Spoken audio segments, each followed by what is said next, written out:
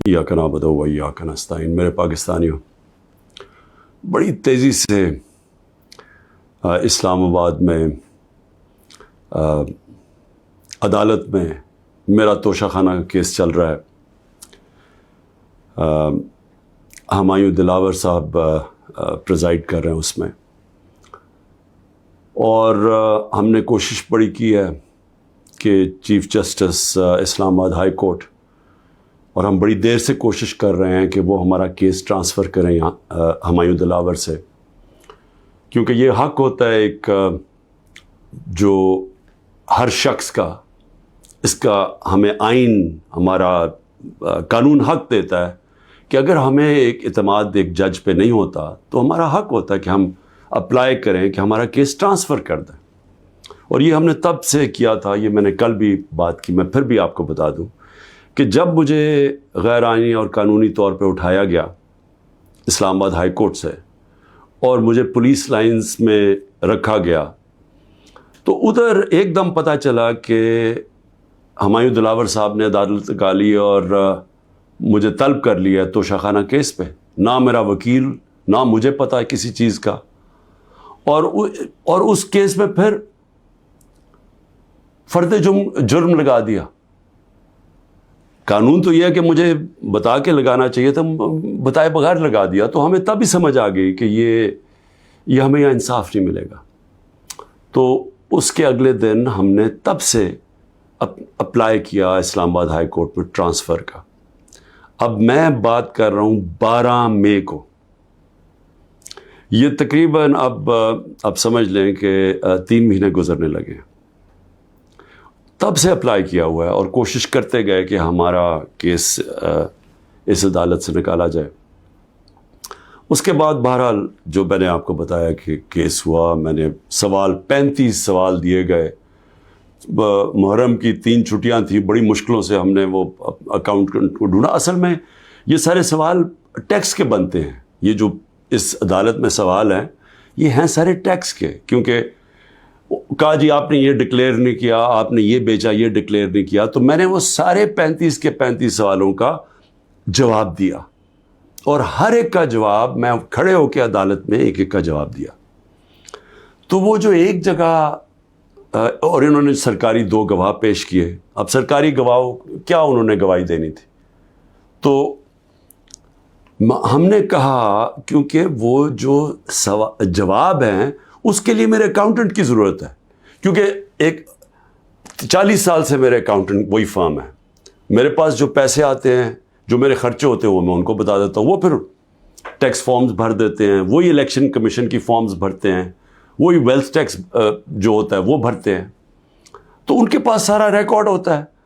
تو اب میں تو نہیں جواب دے سکتا کئی چیزوں کے، تو میں نے گواہ کے اندر اپنے اکاؤنٹنٹ کو کہا کہ وہ بیٹھے، اور وہ جو خاص طور پہ ایک جگہ پہ بات پھنسی ہوئی ہے کہ جی پیسے تو آپ شو کر رہے ہیں، لیکن پیسے کے اوپر آپ نے یہ نہیں لکھا کہ یہ توشہ خانہ کا پیسہ تھا، اماؤنٹ پورا ہے لیکن توشہ خانہ نہیں، وہ نہیں لکھا۔ تو یہ اکاؤنٹنٹ نے بتانا تھا کہ وہ فارم اس نے جیسی بھی بھری، کیونکہ فارم تو وہ بھرتا ہے۔ بہرحال 1 گھنٹے کا ٹائم دیا گیا اور کہا کہ 1 گھنٹے میں اب یہ نہیں پہنچے گا تو چلو۔ اب اکاؤنٹنٹ 1 گھنٹے میں کیسے پہنچ سکتا ہے؟ یہ کوئی ملٹری ٹرائل تو نہیں ہو رہا۔ اس کو وٹنس ختم کر دی، اور بھی ہم نے بلائے ہوئے تھے وٹنسز جنہوں نے گواہی دینی تھی انہی چیزوں کو، اور جو میرا حق ہے۔ اب ایک فیئر ٹرائل ہوتا ہے کہ آپ کو موقع ملے کہ مجھے اکیوز کریں، مجھے موقع تو دیں کہ میں اپنی صفائی پیش کر سکوں۔ نہیں موقع دیا گیا، اور بڑی جلدی سب کچھ تیزی سے کیا جا رہا ہے۔ چھٹیوں میں کبھی ٹرائل نہیں ہوتا، یہ آج کل عدالتوں کی چھٹیاں ہیں، چھٹیوں کے another day to day trial ہو رہا ہے، جلدی پڑی ہوئی ہے کہ کسی طرح یہ بس جلدی سے ختم ہو جائے، موقع بھی نہیں دے رہا ہے۔ 1 دن کیا ہو جائے گا کہ 1 دن ڈیلے ہو گیا، 2 دن ڈیلے ہو گیا، کون سی قیامت آ گئی؟ وٹنسز آئے، ہم تو مطمئن ہو جائیں کہ ہم نے اپنا کیس پوری طرح لڑا ہے، لیکن چھٹیوں کے اندر بھی جلدی پڑی ہوئی ہے کہ کسی طرح فیصلہ آئے۔ حالانکہ ہم سپریم کورٹ میں بھی ہیں، اور اسلام آباد ہائی کورٹ سے مجھے کہنا پڑتا ہے کہ میں کافی مایوس ہوں کہ وہ نہ فیصلہ کرتے ہیں، وہ کھینچتے بھی جاتے ہیں، وہ پورا موقع دے رہے ہیں کہ یہ جب فیصلہ آ جائے، یعنی اگر ہم نے ٹرانسفر کا اتنی دیر اپلائی کیا ہوا ہے تو کم از کم فیصلہ تو کریں. وہ کرتے بھی نہیں ہیں. بہرحال وہاں بھی ان کو بھی میں نے کہا, بڑی دیر کا کہا ہوا ہے کہ ہمیں چیف جسٹس اسلام آباد ہائی کورٹ پہ مجھے کوئی اعتماد نہیں ہے. جب مجھے اٹھایا گیا وہاں سے, آپ سوچیں کہ مجھے غیر قانونی اور آئینی طور پہ اٹھایا گیا ان کی عدالت سے, اور انہوں نے اس کو لیگلائز کر دیا. یعنی اصل میں تو ان کو اللیگل کرنا چاہیے تھا. سپریم کورٹ کو تو جانے کی نوبت نہیں ہونی چاہیے تھی. ان کی عدالت میں بیٹھا ہوں, شیشے توڑ کے, ڈنڈے مار کے, وکیلوں کو مار کے, وہ بیچارہ رجسٹری اسٹاف ان کو ڈنڈے مار کے, اور مجھے گھسیٹ کے لے گئے وہاں سے ان کی عدالت سے. اور چیف جسٹس نے کچھ بھی نہیں کیا, بلکہ اس کو جائز قرار دے دیا گیا. اس کے بعد جو اس سے پہلے ٹرین کیس تھا, 3 ممبر بینچ بیٹھا, دو ججز نے واضح طور پہ کہہ دیا کہ مینٹینیبل یہ کیس. چیف جسٹس صاحب فیصلہ نہیں کر رہے, وہ بھی لٹکائے ہوا ہے وہاں. اور ہمیں اعظم سواتی کو بہت اعتراضات تھے. انہوں نے لیٹر لکھا کہ مجھے اعتماد نہیں ہے آپ کے اوپر. تو نہ وہ اپنے آپ کو ریکیوز کرتے ہیں, نہ ادھر نیچے سے ریکیوز کر رہے ہیں. اور پھر ہمیں بڑا ایک سیریس چیز ہے یہ جو فیس بک پہ دیکھیں, فیس بک 90 دن تک فیس بک کا ریکارڈ ان کے پاس پڑا ہوتا ہے. اگر FIA یا جج صاحب ایک صرف آپ کو ای میل کر دیا فیس بک کو کہ یہ کیس ہو رہا ہے, آپ مہربانی کر کے بتا دیں کہ 90 دن تک ان کی جو بھی فیس بک میں پوسٹ تھی وہ کون سی تھی. کیونکہ 90 دن تک جو لوگوں نے دیکھا ہے اور پوسٹ بھی کیا ہے کہ اس کے جو ہمایوں دلاور کی پوسٹ تھی اس پہ انہوں نے جو ان کا میرے متعلق پوسٹ کی ہوئی ہیں, وہ تو اگر کوئی بھی دیکھ لے تو مجھے تو ان سے انصاف نہیں مل سکتا. لیکن وہ FIA کے پاس گئے اور FIA نے جناب کہا جی وہ کیونکہ ڈیلیٹ ہو گئی ہیں, وہ FIA نے کلین چٹ دے دی. میچ فکس ہوا ہے. ابھی بھی اگر آپ کسی کو انصاف کی فکر ہے چیف جسٹس اسلام آباد ہائی کورٹ کی یا FIA کو, تو بڑا سیدھا ہے کہ ایک ای میل کریں اور فیس بک کو کہیں کہ ہمیں 90 دن کا دے. اس میں پتہ چل جائے گا کہ کیا دلاور صاحب مجھے انصاف دے سکتے ہیں یا نہیں دے سکتے. میں اس کے بعد دوسری بھی بات کرنا چاہتا ہوں, کیونکہ یہ تو اب دیکھتے ہیں, یہ بڑی تیز سپیڈ سے چل رہا ہے. اب دیکھتے ہیں آگے کیا ہوتا ہے. لیکن ابھی تک تو کوئی امید نہیں نظر آ رہی کہ جو فیئر ٹرائل ہوتی ہے وہ مجھے ملے گی, جو میرا رائٹ ہے.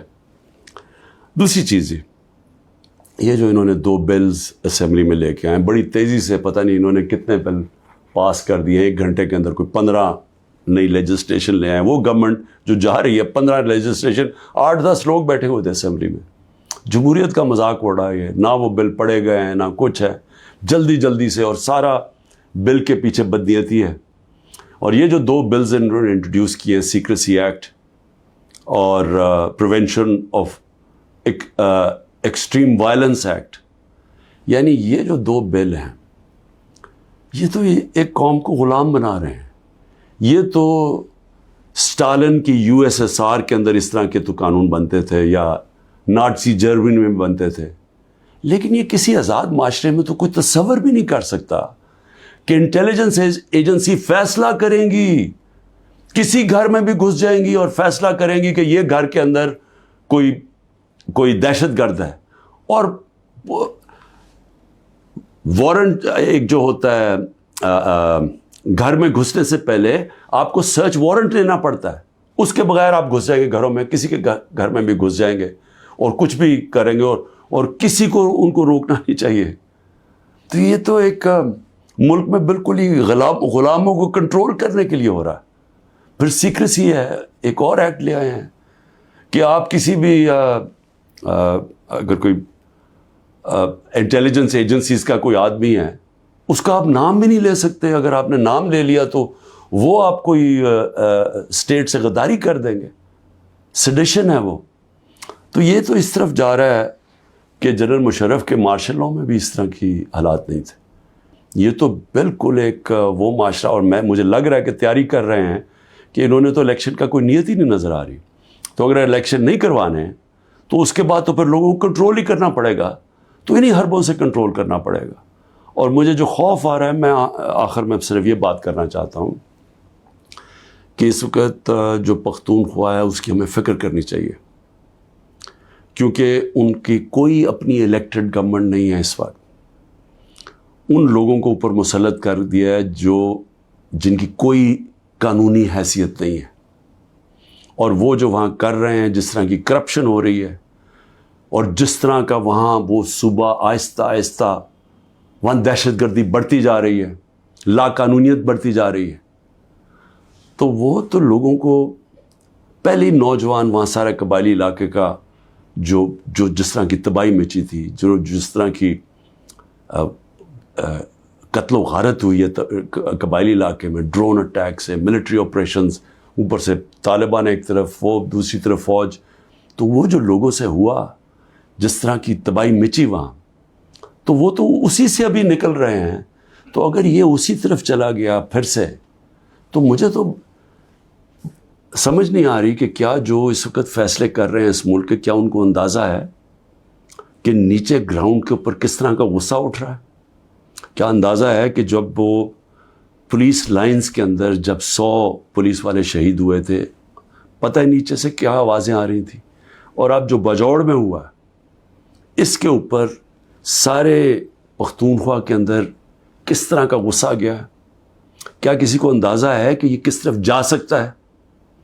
اور میں اس لیے کہہ رہا ہوں کہ بہت ضروری ہے، ایک ہی طریقہ ہے کہ یہ جو نیچے گراؤنڈ کے اوپر غصہ ہے یہ تب نکلتا ہے جب الیکشنز کرواتے ہیں. الیکشنز میں لوگوں کا غصہ نکل جاتا ہے، اور پھر ایک جب منتخب گورنمنٹ آتی ہے لوگ امید لگا لیتے ہیں، اور ہوتا کیا ہے کہ وہ جو سارا ٹیمپریچر ہے وہ نیچے آ جاتا ہے، سٹیبلٹی آ جاتی ہے، استحکام آ جاتا ہے ملک میں.